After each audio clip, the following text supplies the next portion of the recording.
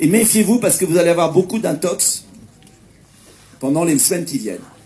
Le seul point important, c'est que vous avez en fait les socialistes, Macron et les républicains qui ont voté pendant 20 ans tout ce qui nous a fait du mal. La destruction de la politique agricole commune, l'ouverture des frontières, la concurrence déloyale. Et ils continuent. Et pourtant, ils vont vous faire la campagne. Je vais vous dire, je sais déjà ce qu'ils vont écrire. Ils vont dire l'Europe qui protège. Il faut faire l'Europe qui protège. Attendez, vous allez voir. L'Inénarame, M. Barnier, ils vont tous être sur la même ligne. Et je vais vous faire une surprise. J'ai ressorti les propos des professions de foi, vous savez ce qu'on reçoit dans sa boîte, pour l'élection européenne de 2014.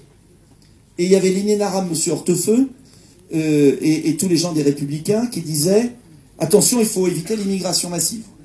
Il faut lutter contre la concurrence déloyale. Il ne faut pas étendre à la Turquie. » Et qu'est-ce qu'ont fait les Républicains? Ils ont voté le pacte de Marrakech, ils ont voté les quotas de migrants, ils ont voté le CETA, ils ont voté tout récemment des milliards de crédits pour l'adhésion de la Turquie. C'est-à-dire que le matin, M. Wauquiez, M. Bellamy, ils vont devant les caméras de télévision et ils nous expliquent il ne faut surtout pas étendre l'Europe à la Turquie. L'après-midi, le lendemain, M. Danjean, membre des Républicains, va voter 10 milliards de crédits sur la Turquie. Donc, et M. Macron va nous faire le même cirque sur les travailleurs détachés. Il l'a fait. Il a dit les travailleurs détachés, c'est pas bien, il faut absolument lutter contre. Il a eu un accord, alors c'est extraordinaire. L'accord avec ses partenaires, il est génial. D'abord dans plusieurs années. Deuxièmement, les transporteurs routiers ne sont pas dedans. Alors tout le monde, il suffit de voir les camions sur nos routes. Si on ne traite pas l'affaire des camions, on n'y arrive pas. Et puis troisièmement, ils ne changent pas le problème. Et le problème, c'est quoi? C'est que quand vous êtes travailleur détaché, vous ne payez pas les charges sociales en France. Vous payez les charges sociales polonaises qui sont 2 fois moindres. Donc tant qu'on ne paiera pas les charges sociales en France quand on vient travailler en France, circuler, il n'y a rien à voir, il y aura encore plus de travailleurs détachés. Vous savez à combien on est? On est à 600 000. Donc d'un côté, on paye du RSA à 2 millions de personnes, 2 millions, et de l'autre, il y a 600 000 travailleurs détachés. Donc au Parlement européen, on sera avec des gens qui pensent comme nous, qui ne sont pas contre l'Europe en soi, mais qui veulent que l'Europe, elle protège, elle soit loyale, qu'il y ait des frontières nationales, et que chacun soit chez soi. Et je ferai une dernière image. Mais vous habitez tous à la campagne, alors vous avez des maisons individuelles, donc vous n'allez pas... Enfin, vous allez comprendre. Moi, je prends l'image parce qu'en Ile-de-France, on est souvent dans des immeubles. Les syndics de copropriété. Vous savez, un syndic, c'est celui qui gère tous les appartements d'un immeuble. Est-ce qu'on obéit à son syndic ou c'est le syndic qui nous obéit? Normalement, c'est nous qui payons le syndic. Il est chargé des parties communes. Il nous laisse vivre chez nous et il fait le boulot pour entretenir l'immeuble. D'accord? Eh bien, l'Union européenne, c'est exactement comme un immeuble dont le syndic, la Commission de Bruxelles, nous envoie une facture de 22 milliards et nous rend que 11 milliards, c'est quand même cher, les factures exorbitantes du syndic, a supprimé la porte de nos appartements, il n'y a plus de frontières, a ouvert le frigidaire de nos appartements, à tout le monde, c'est un squat géant, et s'occupe de la date de notre départ en vacances, de la couleur de notre moquette, de ce qu'on va manger à midi. C'est-à-dire que le syndic de l'immeuble s'est immiscé dans toute la vie de notre nation. Alors moi, ce que je veux faire, et nos partenaires aux mines Pierre, nos partenaires polonais, danois, parce qu'on n'est pas seul. Dans tous les pays, il y a la même détresse. Dans tous les pays, il y a la même exploitation des hommes et des femmes. Hein. Et qu'est-ce qu'on veut?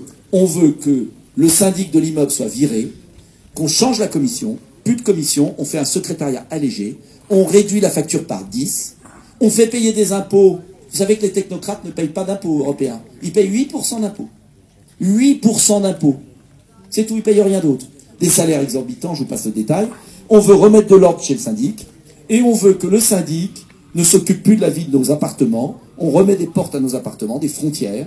En revanche, on demande à ce que le syndic s'occupe des parties communes, c'est-à-dire un projet sur la lutte contre le cancer, sur la lutte contre Alzheimer, sur l'aide à l'Afrique, parce que si on veut éviter l'immigration, il faut que les gens puissent vivre chez eux quand même.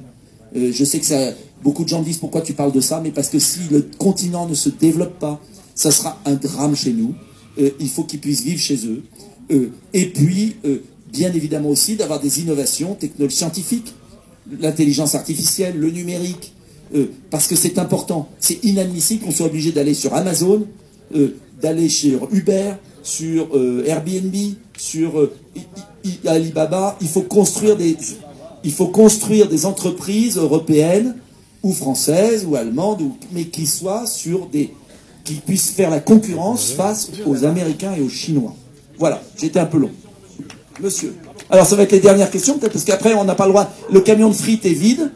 Je pense qu'ils vont jamais revenir à Berlancourt. Donc on a intérêt à aller prendre un truc quand même. Vous n'avez pas faim? Bonsoir, monsieur le maire, bonsoir à tout le monde. Bonsoir. Voilà, moi je voudrais vous interroger sur la notion de démocratie.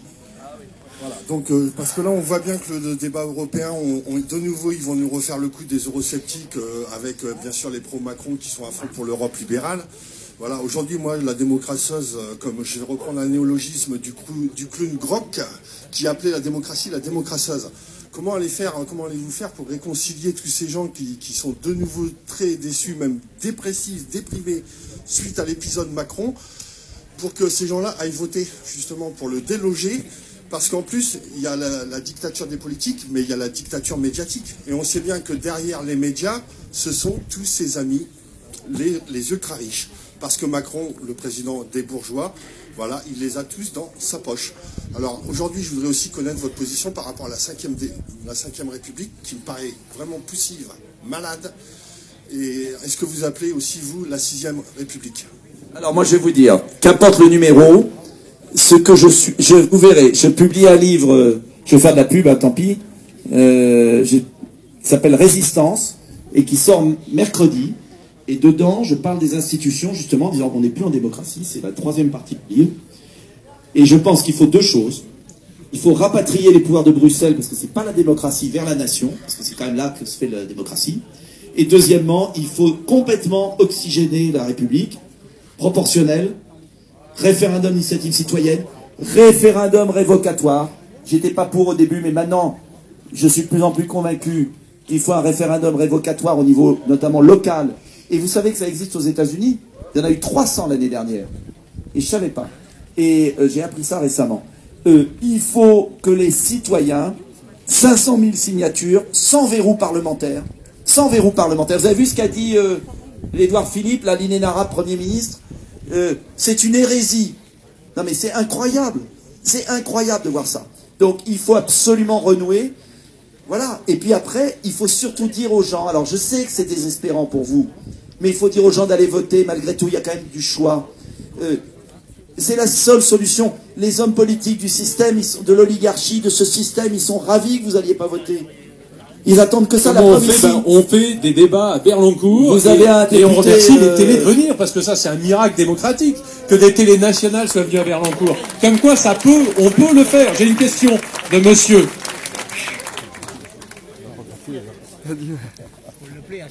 Alors bonsoir à tous. Robert de Proft, donc habitant de Berlancourt. Applaudis les habitants de Berlancourt. C'est vrai qu'ils ne parlent pas beaucoup là-dessus. Bon, donc moi c'est plutôt un petit témoignage que je viens vous faire. Je vous remercie, monsieur Dupont-Aignan, d'être venu ici dans notre petite commune. C'est très bien, j'en suis heureux. Alors, je voudrais dire, pour rebondir sur ce que disait le monsieur là-bas, il parlait de démocratie. Vous savez ce que c'est la crasse? C'est ce qui n'est pas propre.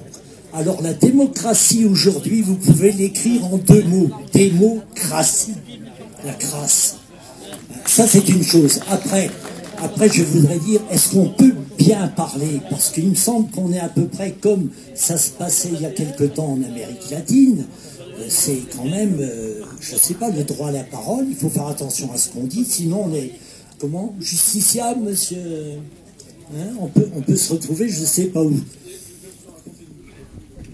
Une bonne sur la démocratie. Donc, il y a un grand journal. Je ne sais pas si j'ai le droit de raconter ça. J'ai le droit. Bon, tu verras bien, tu m'interrompras si j'ai pas le droit. Il y a un grand journal qui s'appelle Le Monde, qui, il y a 15 jours, a fait un éditorial. Donc, c'est le rédacteur en chef, dans lequel, sur l'affaire du traité d'Aix-la-Chapelle, où on estime que c'est un scandale absolu, hein, envoyer des Allemands, des fonctionnaires allemands à la place de fonctionnaires français pour aller faire un veto à l'ONU, on trouve que c'est aberrant. Donc Nicolas s'est exprimé là-dessus. Et ça lui a valu dans Le Monde un appel, ils ont écrit, il est dommage que Nicolas Dupont-Aignan, et au passage Marine Le Pen, ne soit pas mort politiquement, car, et c'est très dommage qu'il ne soit pas mort, parler de lui, hein, parce que c'est mauvais pour la santé mentale du pays qu'il soit toujours vivant. C'est écrit dans Le Monde. Donc, moi j'ai dit à Nicolas, tu ne peux pas laisser passer ça, il faut écrire un droit de réponse. Pour écrire un droit de réponse, c'est dans la loi. La loi dit que quand on est mis en cause nommément, on a le droit à un droit de réponse dans le journal, la même place. Donc je l'ai fait, il a été rédigé aux petits oignons, etc. On l'a envoyé, et ils ne l'ont pas publié. C'est complètement illégal, 3 600 € d'amende, mais ils s'en foutent, ils ne le publient pas. On n'a pas le droit, quand on est attaqué nommément, de manière aussi grave, hein, mort politique de Nicolas Dupont-Aignan dans Le Monde, on n'a pas le droit de répondre. Rassurez-vous, monsieur Guillon, qui a été ignoble avec moi, avec l'amant de ma mère, qui a été abominable pendant la présidentielle. Monsieur Guillon, j'ai porté plainte, qui m'a insulté sur une chaîne de télévision, mais un appel au meurtre. Eh bien, l'affaire a été décalée en 2019. En revanche, moi, qui ai parlé dans un tweet de changement de population à la lumière des statistiques 2016, qui montraient que pour la première fois en France, l'excédent naturel était plus lié à l'immigration qu'à l'excédent des naissances, sur le sol français. J'ai été traduit en justice, mais j'ai quand même gagné, et l'État a été condamné, le parquet, à me payer 700 € de dommages et intérêts en appel. Ils ont osé me poursuivre 2 fois. Il n'y avait absolument aucun propos d'appel à la haine et à rien. Je parlais du constat mécanique qui se produit en France, qui est un vrai problème, car non seulement on a moins d'emplois, mais en plus on importe une population considérable chaque année. Donc expliquez-moi comment on peut arriver dans un pays quand il y a moins d'emplois et plus de population qui arrive, qui n'est pas formée en plus à quoi que ce soit. C'est que le chiffre migratoire, c'est quand même 400 000 la ville de Nice chaque jour, chaque année. Ils sont rentrés en France en 2017. Avec un coût exorbitant. Mais ça, on n'a pas le droit de le dire. Si on a les moyens, pourquoi pas, mais 400 000, c'est quand même beaucoup. Madame. Et il y a monsieur là-bas, excusez-moi, il y a monsieur aussi. Madame, et il y a monsieur.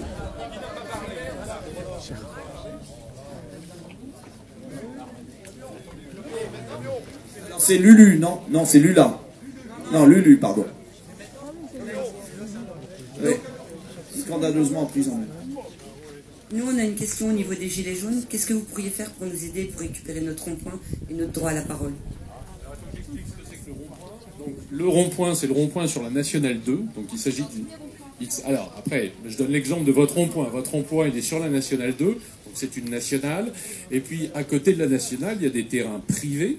Hein, voilà. Et vous avez des difficultés parce que... Alors, racontez-nous, hein. C'est quoi,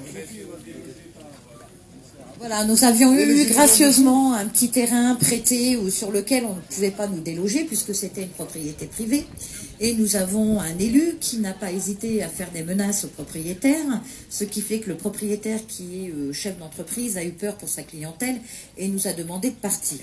Nous sommes allés trouver monsieur le maire, nous en particulier, la Grenouille, hein, pour situer le rond-point. Et on a demandé à monsieur le maire, puisqu'il a prétendu être gilet jaune, d'ailleurs il n'est pas là ce soir, hein, merci. Voilà, bon, ceci dit, ça ne me surprend pas. Je suis gilet jaune, je suis avec les gilets jaunes, je suis en soutien avec les gilets jaunes. Je suis intervenue sur une réunion d'éoliennes et j'ai demandé qu'est-ce que vous aviez l'intention de faire pour notre rond-point. Et je voudrais insister sur un fait, que sur notre rond-point, il n'y a jamais eu de bagarre, il n'y a jamais eu d'intervention des forces de l'ordre et que tout s'est toujours bien passé. Moi, chaque fois que je suis patient, on m'a offert une madeleine, c'est pour te dire si c'est sympa.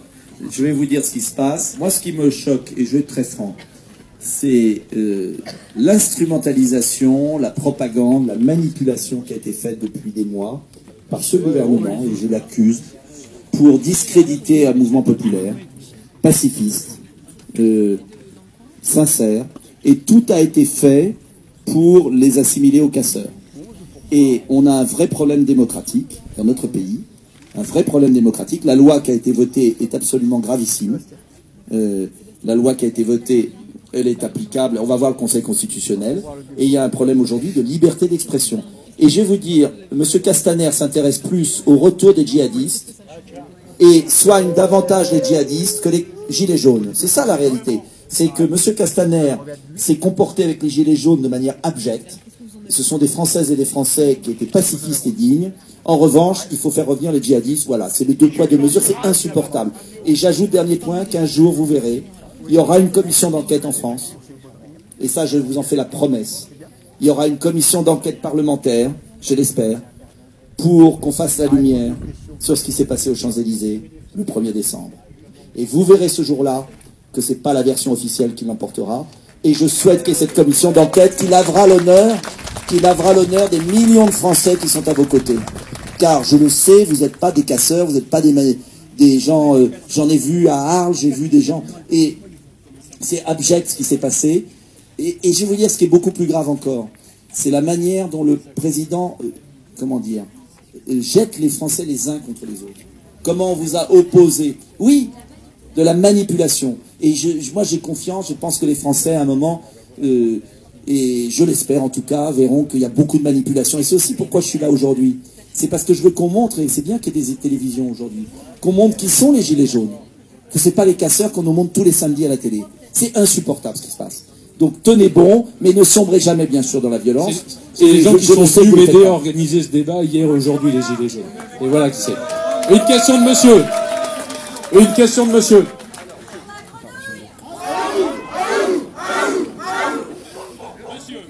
Oui, bonsoir, Gérard Dupuis de Compiègne. Je vais vous parler de santé. Comment on peut se soigner lorsqu'il n'en a pas assez pour finir le mois? Comment on peut se soigner lorsque les patriciens sont en R2 et ne prennent pas la carte vitale, c'est pas le carte vitale qui nous coûte 15 milliards de fraude? Comment on peut se soigner quand les patriciens pratiquent les dépassements d'honoraires et que ça en reste à charge? Alors moi j'ai une proposition à vous faire, à soumettre à votre réflexion. Les sociétés d'assurance santé, qui font beaucoup de bénéfices, et les mutuelles, dépensent plus de 8 milliards en publicité. Et si on interdisait cette publicité, je pense qu'on pourrait améliorer l'offre de soins, lutter contre la désertification médicale, et je pense que ça servira à beaucoup de monde. Voilà, c'est ce que je soumets à votre réflexion. C'est amusant ce que vous... Enfin amusant, c'est triste, mais je suis totalement d'accord avec vous. Je suis très hostile à ce système mutualiste qui gagne un fric fou, qui coûte très cher. Vous savez que les frais de la sécurité sociale sont 10 fois inférieurs, enfin je ne veux pas dire de bêtises sur le chiffre, mais nettement inférieurs à la gestion de ces mutuelles qu'on a additionnées. C'est une folie. Donc je suis pour revenir à l'esprit de la sécurité sociale, mais cela exige aussi de lutter contre la fraude. Je veux dire, on ne peut pas continuer avec un système de sécurité sociale où il y a tant de fraude. C'est pas possible. Donc il faut un système uniforme qui existait, qui avait été bien, mais revenir à son esprit. Voilà. C'est tout. Une question, madame. Oui, bonjour, Véronique Descamps, donc je suis conseillère régionale ici, les Hauts-de-France, et je suis membre de la commission transport, et j'aurais 2 questions à vous poser. La première, ça concerne le canal Seine-Nord. On parle effectivement de construire ce canal pour développer économiquement la région. Et la deuxième question concerne également notamment les trains, puisqu'on est en pleine négociation aujourd'hui, ils sont en train de réduire le TGV sur la portion Paris, Douai, enfin bref.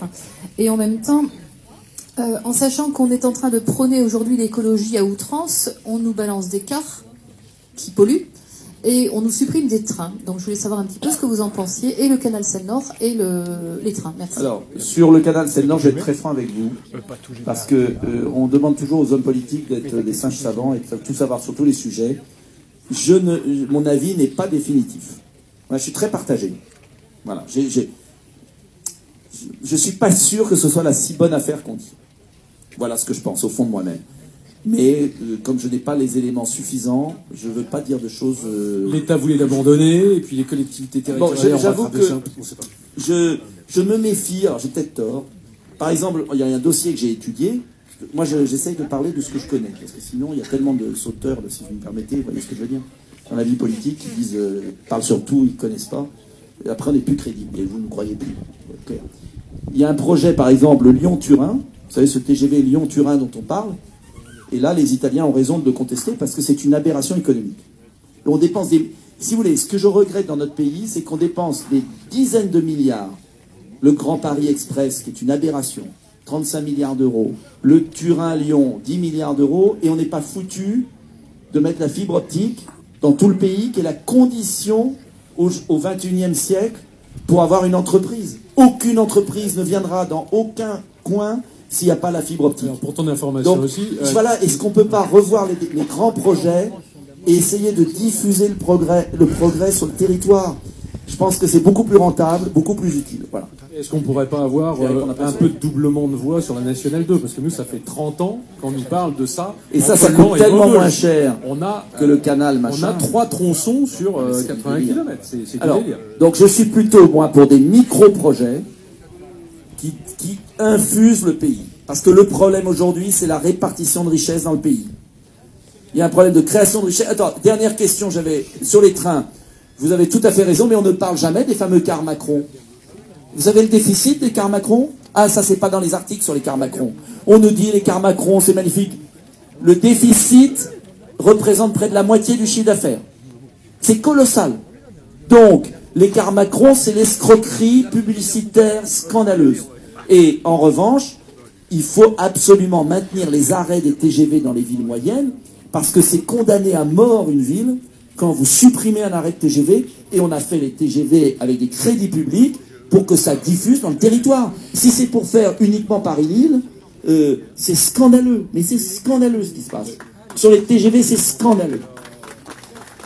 Et puis le car Macron pour nous faire passer la pilule de la fermeture des gares, et notamment de la liaison Lan-Hirson. Vous savez très bien qu'elle est hyper menacée. Monsieur. Et il y a monsieur derrière. On va grouper. Ouais. Allez, groupons. Alors, monsieur Dupont-Aignan, bonsoir. Monsieur Lamèche-Sylvain, éducateur. Chut, si vous pouvez être patient, je sais qu'il y en a qui en ont un peu assez, ça fait long, mais moi il y a encore des questions. Je vais vous parler d'un rêve qui s'appelait la démocratie.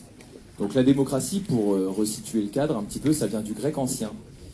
Démocratia, combinaison de démos, qui veut dire territoire, de puis, qui veut dire peuple, et de kratien, commandé. Ça désigne le plus souvent un régime politique dans lequel les citoyens ont le pouvoir. Donc je pense que là, on se trompe depuis la Grèce, on se trompe complètement, parce qu'à quel moment les citoyens ont vraiment eu le pouvoir? Quand ont-ils eu? Quand la parole de ce monsieur qui est à côté de moi, elle compte vraiment? Quand la mienne, compte-t-elle vraiment? Quand celle de madame qui est derrière moi, compte-t-elle vraiment aussi? Qu'est-ce qui se passe? Qu'est-ce que tous les élus de la République attendent pour écouter le peuple? Là, monsieur Macron a lancé un grand débat, qui se termine le 16 mars, je crois. Le 15, ouais. Attention, attention, le 16, il y a un appel national dans Paris.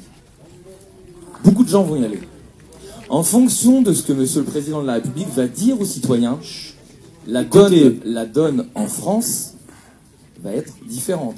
Mais elle n'est pas non plus qu'à l'échelle de la France, puisqu'elle est mondiale. N'oublions pas qu'il y a entre 20 et 30 pays dans le monde qui ont revêtu le gilet jaune. Donc c'est bien un problème de société.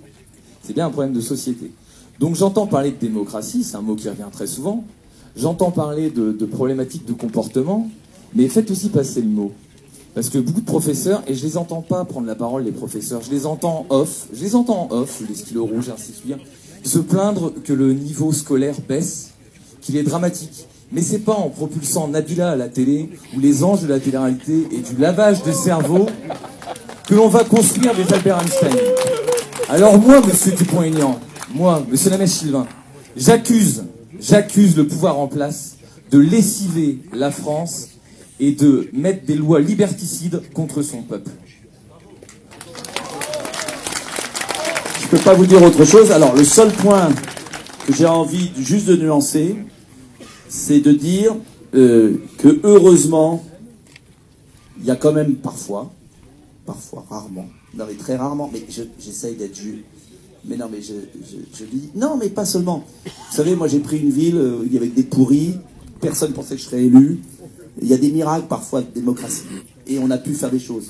J'ai fait un référendum local, j'ai fait des trucs. On a fait des trucs. Et il y a des élus... Ce que je veux dire, le grand danger, et c'est important, enfin je crois que c'est important ce que j'essaie de vous dire. Le grand danger pour l'avenir, c'est qu'on jette le bébé avec l'eau du bain.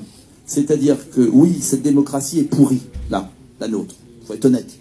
Mais pour autant, ne disons pas toujours tout est pourri, c'est foutu, tous les élus sont pareils, tout le vote sert à rien, parce que le danger, c'est que ça alimente.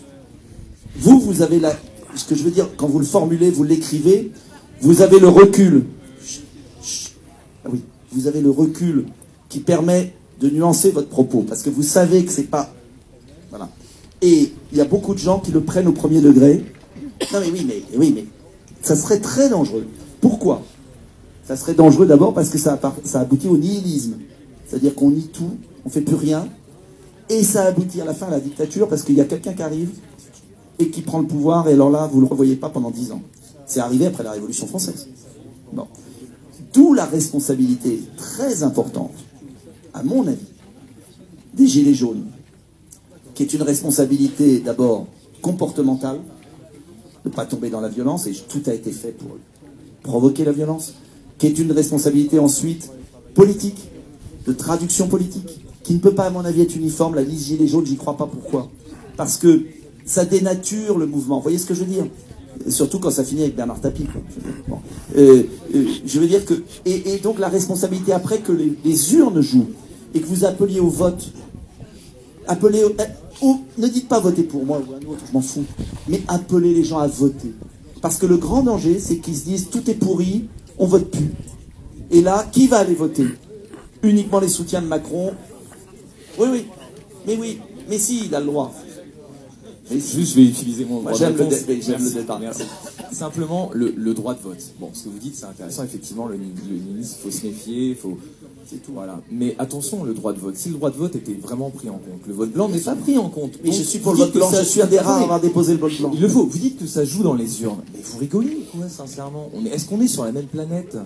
Les gens, le vote blanc n'est pas pris en compte. On ne les écoute pas. Proposé en 2012, 2017, qu'est-ce que je vous dis? Je suis le seul à avoir proposé le RIC, mais je l'appelle le RIC populaire, devant témoin. Moi, je vous remets ce document. Il y a 25 pages que nous avons centralisées, des revendications citoyennes et gilets jaunes du Lannoy. Voilà, vous allez pouvoir l'étudier, et je pense que ça sera mieux que tous les travaux du gouvernement. Voilà. Et moi, attends, j'aimerais... Est-ce qu'il y a quelqu'un de chez moi qui peut me passer les propositions qu'on a faites? Voilà, parce que c'est dommage que nos propositions ne soient pas connues. Donc si on peut les distribuer, ça serait super.